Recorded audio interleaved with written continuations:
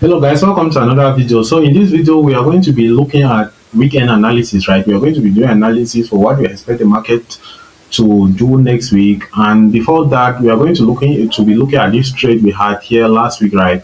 So this is a trade on GBP card. I'm going to break it down and show you what we looked at this trade before we came about this trade idea, which has already given us about 200 pips, right? So we are going to look at that and see what we got from this trade and how we came about the trade. So this trade was sent in a Telegram group, so you can check out the Telegram group if you are not in a Telegram group. I send such free trades like that in a group. So this trade was sent there with many more. Also, we had New Zealand dollar, was it yes, New Zealand dollar, Canadian dollar. We also had other trades, right? Yeah, New Zealand dollar, Canadian dollar. Let's see. So yeah, I think was it this trade? No, I don't think it was this trade. Let me see. We also had another trade like that, which I will be looking at in this video. Okay, it was Canadian dollar JPY. So this is a trade, and the trade literally hit TP. It hit TP before the market closed, right? So this is another trade we had, and we all posted this in a Telegram group. So I'm all gonna break down all of these trades and show you the reason why we took these trades. So let's go back to GBP card, which was the first pair we looked at. So first of all, before we can do that, we need to zoom out, right? I always encourage you to zoom out and see where the market stands and what is the bias of the market. So after zooming out, what we can identify is we identify this higher high here, then we have higher low, we have this higher high here, higher low, and then this ones is just equal, right? So this is our higher high here. Also, this one did not create the higher low, so this is our new higher high here. So if we happen to mark this structure out, this is where our break of structure will be. That's where our break of structure will be. Then we have the first inducement that is taken out here is somewhere around here, or is here, right? That's the first inducement that was taken out. So this is where we have our inducement. Then you can label that X. So this one you label it BOS. I will not mind your labeling them.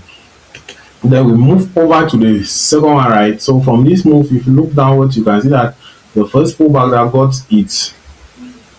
got taken out was this one here, right?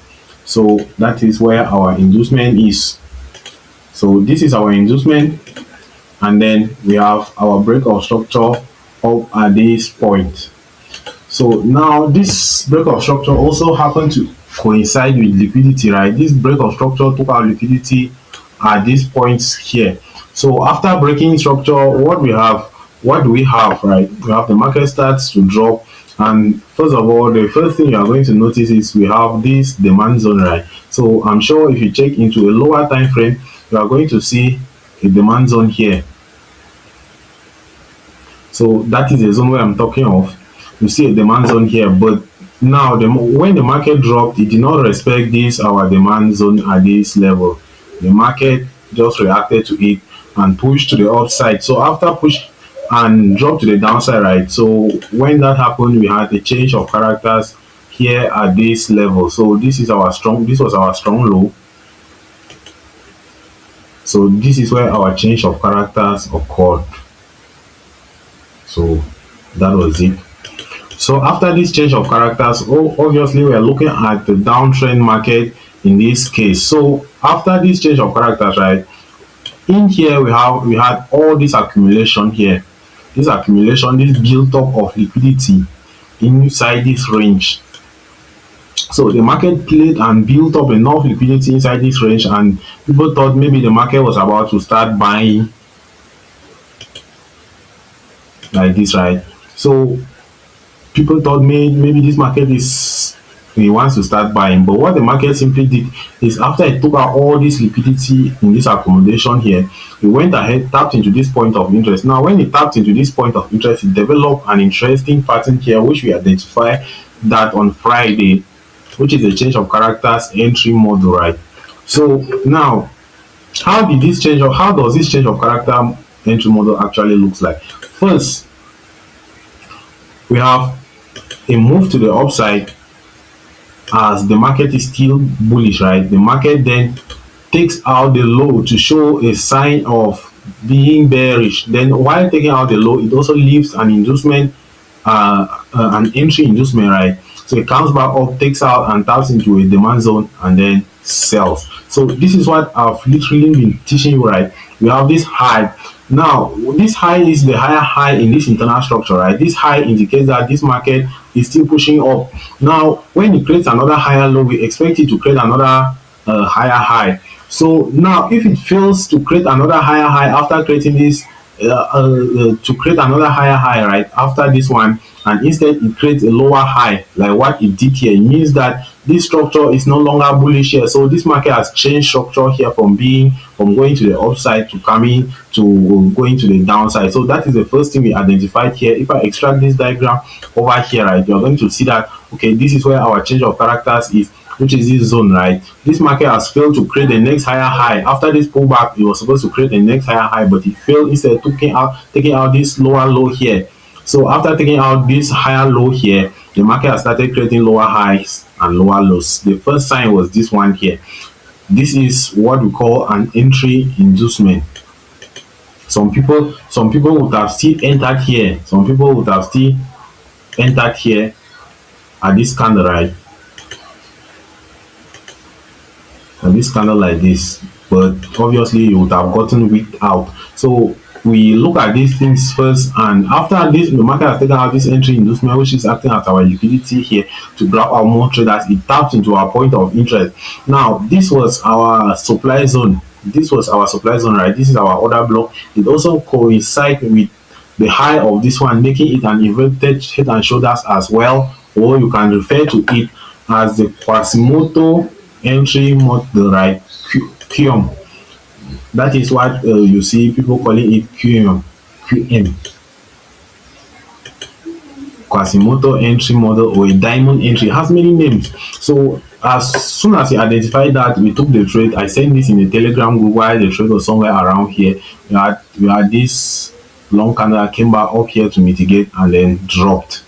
So that is one of the entries we had on Friday, and this was shared in the Telegram group. So please make sure you check out the Telegram group, right? So we are still expecting this chart to drop for some time because I'm expecting it to create the next lower low, right? This was our lower high. I'm expecting it to create the next lower low, but from here I'm already satisfied because this was a very huge risk to reward ratio already. Now let's go over to CAD JPY, right? So since these pairs are opposite, they're inversely correlated, right? So I saw an opportunity here before I even saw the opportunity on GBP CAD. I had already seen this opportunity here on CAD JPY. Now, what's one thing that you can see in this chart as a newbie and know that okay, this chart you can comfortably see and hit the chest that it's what is happening in this chart. The first thing obviously will be that this chart is in an uptrend. This market is in an uptrend. Nobody should convince you. Even when you look at it, right? Even when you zoom in on chart, that's why I always discourage people from zooming in. You might zoom in and see this place. Like let's say I open this chart, the chart was like this. The chart was like this, right? If I open this chart was like this, and I'm looking at this place. Let's say price was somewhere around here. I will usually be marking my break of structure somewhere around here and looking to sell at the point of interest here. The market will just continue. So it's always good that you zoom out. When you zoom out like this, you have an overview of what the market is doing. And if you look at this here, right? If you look at it here, you can clearly see that we had this break of structure. Let's start from here. Let's start from where we had this break of structure to the upside here. That is a very clean break of structure, right? After that break of structure, what else do we have? Let me zoom in so that it can be more visible. So after this break of structure here, we have this other break of structure. we have this other break of structure here. So this break of structure here occurred when and price closed above this our range here. It closed above this our range here with candle bodies. These are candle bodies, right? These are not just wicks. Close above our range here with candle bodies. You can clearly see. So after this candle bodies, now we are looking for our next break of structure. And what did the market do? The market simply drop back, taking out this liquidity that was resting under this low. So this liquidity can also be referred to as inducement. After taking out this liquidity, it went ahead to give us a break of structure. So this is our most recent break of structure at this point. This is our most recent break of structure at this point in time. So after the market had taken out this break of structure, the market went up doing its business, then came back down. After this pullback now, the market tapped into this point of interest. Initially, I will not lie to you, initially I did not see when the market tapped into this point of interest. Initially, I did not see this. I did not see when the market tapped into this point of interest. I only saw when the market had already come down, created this, then went up. It was somewhere around here that I saw this point of interest here, and I was able to recognize that okay, this market is likely coming back for a retest here to go up. That is why you can see that I kept my limit. I kept my limit here, right? So that when the market came, you will activate the limit and it will go up. So eventually the market did come back to this zone, tapped into this zone almost. You know, you always need to give space beyond your stop loss, right? The market tapped into this zone, went down almost about 75% into our stop loss. Then when it started going up, it returned, giving us another confirmation entry. We took this trade and we targeted these highs. Now the reason why we target this high, I always say it in all of my videos, is because this is where our next break of structure is. If this market is supposed to continue bear bullish, right, the market needs to at least take out this high here, or at least weak through the high, so that we know that this market is supposed to continue being bullish. So this was a 1:6 to reward ratio we caught in the group, and yeah, the group was quite happy on Friday. So these are some of the things you need to look at, right? So there's also one thing I can also show you here in this market. So basically you can see that from here the market was dropping, right? This market was dropping. It created a pullback here, right? This is our internal structure. Now what happened here is the market dropped like this, created this pullback here. So this is the most interesting part, right? After it tapped into this point of interest, it went ahead to take out this pullback, went ahead to take out the high of this pullback, therefore clearly indicating that this market has changed direction and wants to start going up. So this is our internal structure. We had a change of characters here. We have this change of characters here. So these are some of the things I identified on this chart before I sent it to the group. So this change of characters here led to this move here, right? This move here, this change of character shows us that this market is still willing to continue on, and the market has been trading for a very long time. So we are still pretty much bullish on the pair. So that is it. And also we had another setup on CHF. I think it should be CHF. Was it CHF JPY? That setup. Okay. I think we looked at this setup last week. Let me see. Okay, so the setup was on CAD CHF. So these are the pairs. I will show you what I looked at that pair. What happened on that pair was pretty much it was very funny, right? So on the pair, this is actually the trade. You can see here it's very small. That pair, I'm still crying. The reason why I did not really get into a good position, a bigger position on this pair, right? So first of all, right, I identify a liquidity sweep here. I identified this liquidity sweep here, and since the market was bullish at this point in time, I anticipated that this market was supposed to continue bullish. And after this liquidity sweep here, the market has gone ahead to give me a change of characters. If you look here, right, this is where basically the change of characters is. And after this change of characters, we had a 5-minute zone where I took my entry from.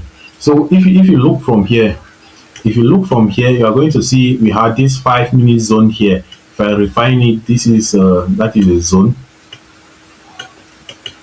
and we had an inducement.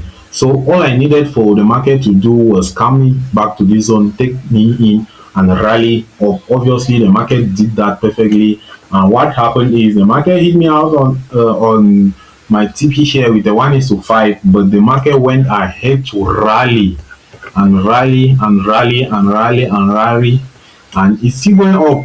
I got angry why I exited my trade somewhere around here actually. But sometimes in the market you don't know what will happen, right? If maybe I did not exit here, market might have reversed and see hit my stop loss. But if I was, one thing is sure, that if I was supposed to hold this trade to current market conditions, it will be around 1 is to 29 risk to reward. That would be very huge on end of year, but we ended up with 1 is to 5, right? So that is it. So guys, I think I will be making another video for the analysis for today. This one is already too long, so I will make another video for the analysis today, so that people that are gonna watch it separately, and those who wants to learn from this one will learn from this one. So if you are still watching this one, or you will reach this point, it means that you found value in my content. Please like and subscribe to my channel for more information like this and more trade reviews.